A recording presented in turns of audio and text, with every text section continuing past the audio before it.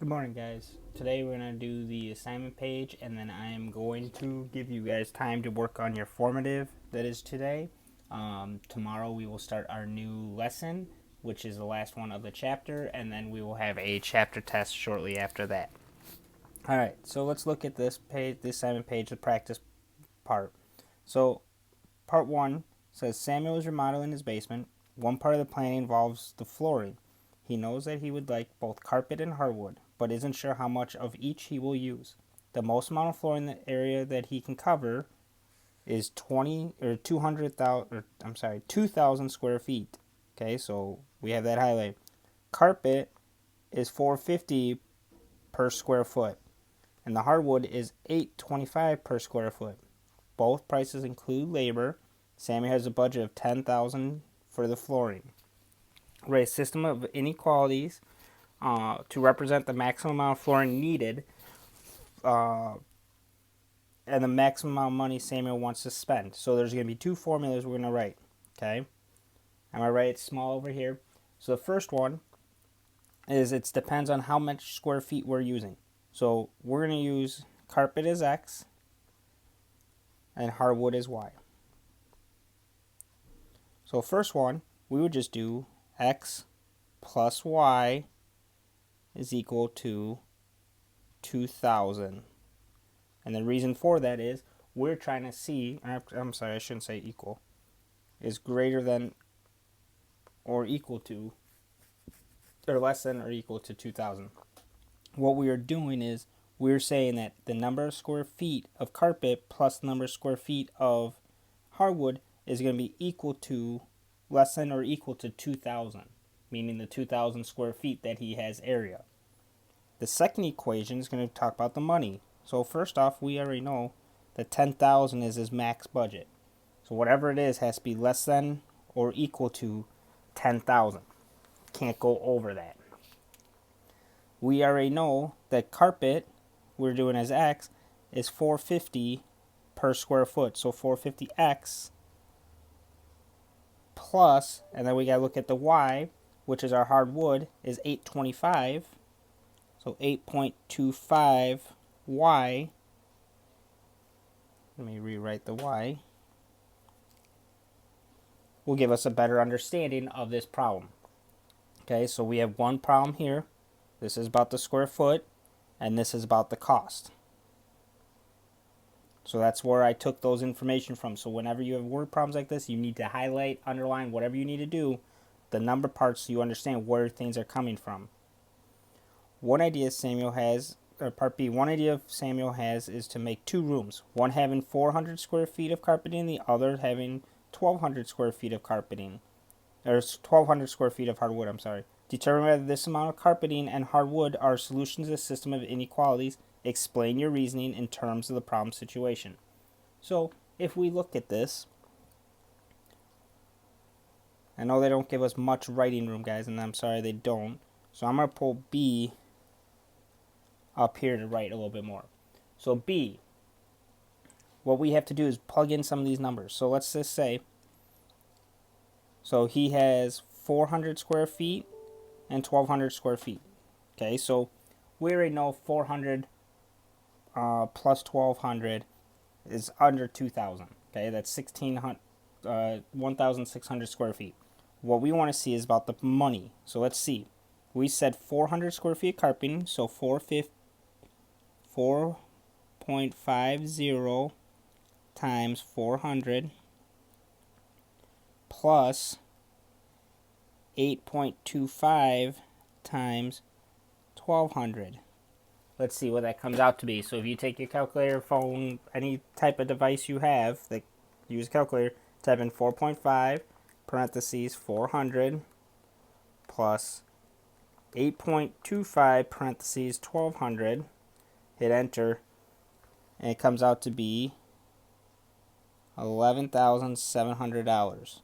So we know that this does not work because this 1,100 or 11,000 is more than our budget of 10,000. So we know B, we can just say no, does not work in solution due to, I'm just going to put $sign for dollars. Okay, so that's why that it's too much money and goes over the budget. Okay, C, there's not enough room to graph, so I'm not going to have you do C. D, determine the intersection point of the two lines. Let's see if, oh, we won't be able to do the rest of these because they're asking you to do the graph. So D, E, and F we're not going to do just because we don't have room to graph and you guys don't have graphing paper. Okay. So now we have to solve these other ones though. And of course they want us to graph them.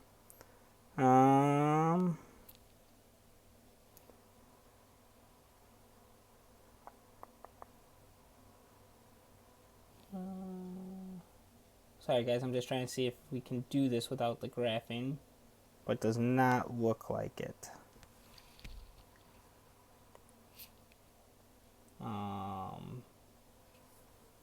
So we'll skip 2 as well. We're going to go down to the review though, because I got some work I want us to do on this review.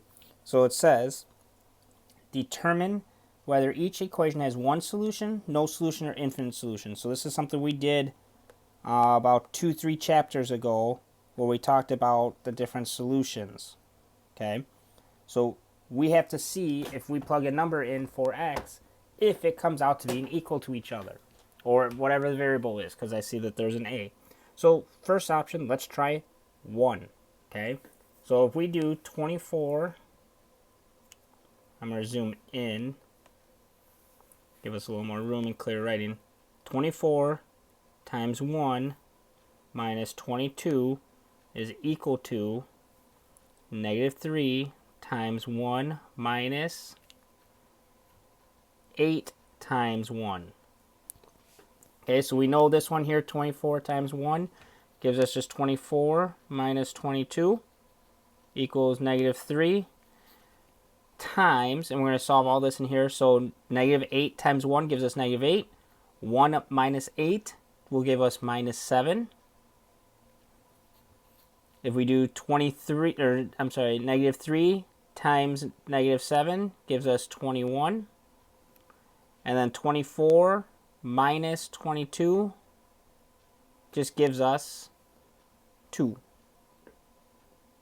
So 2 equals 21 does not work. So right there, we already know that it's not going to be infinite solutions because one of the problems doesn't work. Okay, so let's try 0, and let's see. So 4 times 0, I'm sorry, not 4, 24 times 0 minus 22 equals -3 times 1 minus 8 times 0. So again, 24 times 0 gives us 0 minus 22 equals -3 times 8 times 0 gives us 0, so this is 1.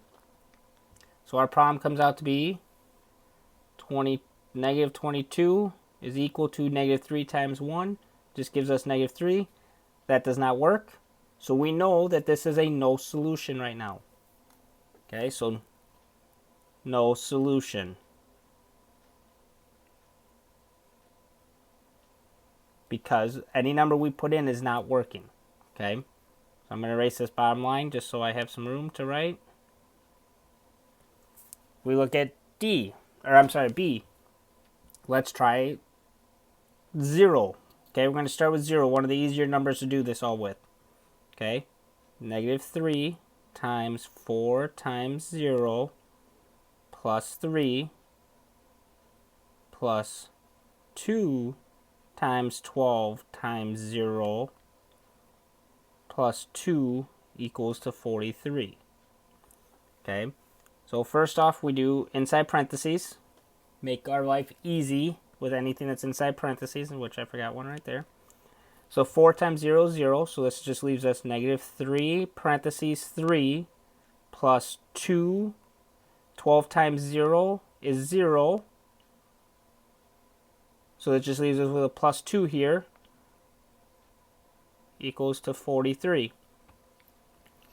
Negative 3 times 3 gives us negative 9, plus 2 times 2 is 4.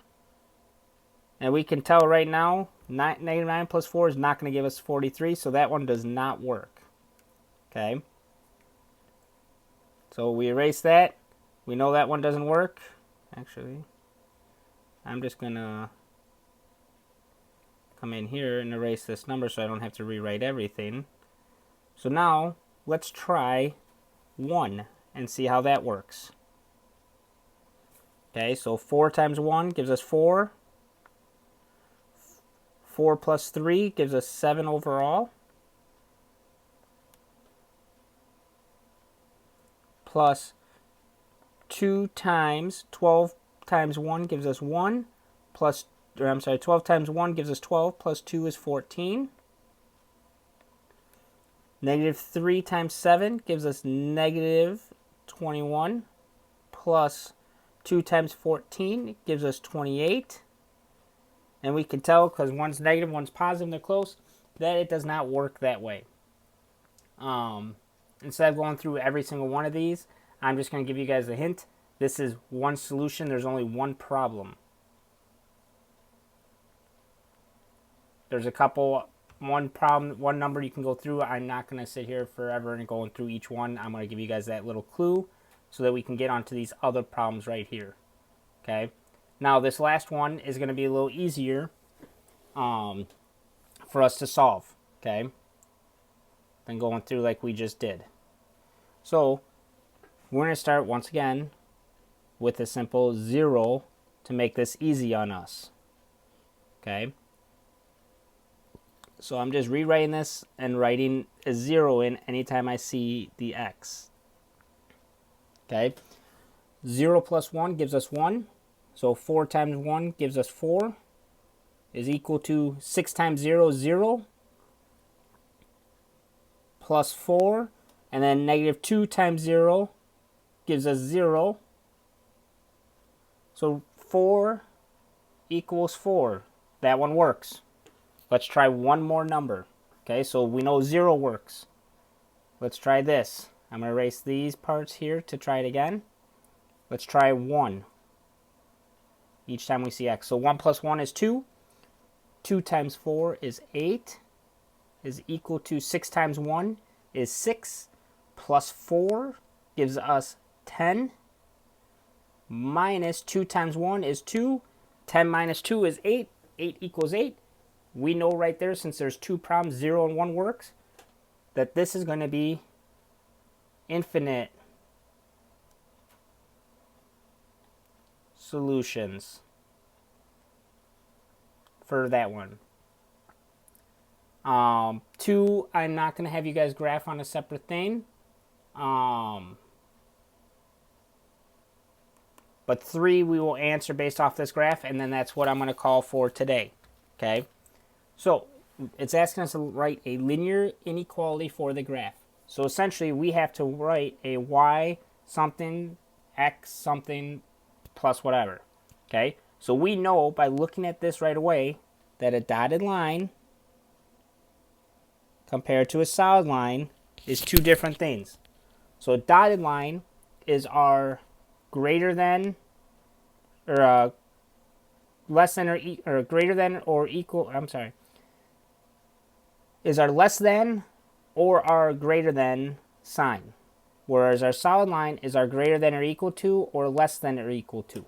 So we already know that this is y, and we don't know which way it's going to go yet. So we just know, actually, we do. It's going to go that way because it's going up. So we have to figure out what it's going up by for our x. So it's something x, because there's always going to be a number with it.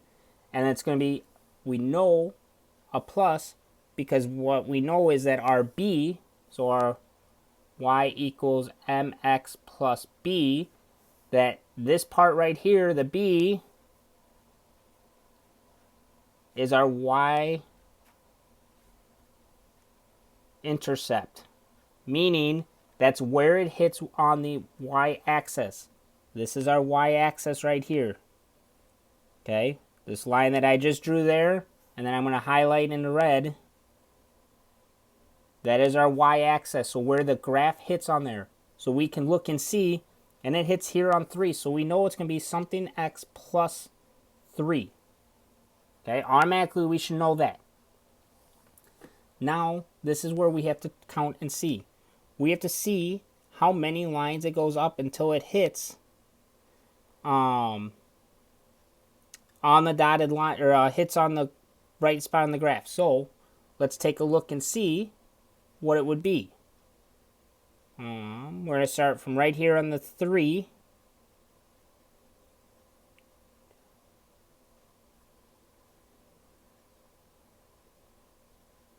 So if we look right here, and we look at it and see, and we count, so it doesn't touch here, does not touch here, but it touches right about there. Okay, so I'm going to change my color. It touches right about there, so we got to count and see, so it goes up 1, 2, 3, and over 1, 2, 3, 4.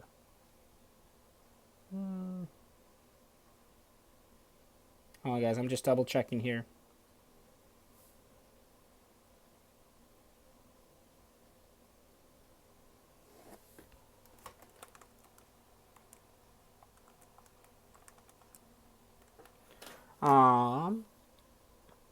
Yeah, that'll work with me. So, what we know is that, like I said, it goes up 1, 2, 3, and over 1, 2, 3, 4. So that's 3/4 x plus 3 would be our answer for this graph. Okay. Now, they shade underneath because they're saying anything works that would be underneath. So if we want to check, we can check this by giving some numbers and seeing if it will work in here. So let's just say we go with the numbers of 1, 1. So you got 1, 1 there. So you plug a 1 in for y is less than 3/4 times 1 plus 3. So that comes out to be 3/4 times 1 gives you 3/4 plus 3 ends up being 3.75 is greater than 1. That's true. So that part works, so we would shade that bottom part of that graph. Okay. All right. That is where I'm going to stop for today.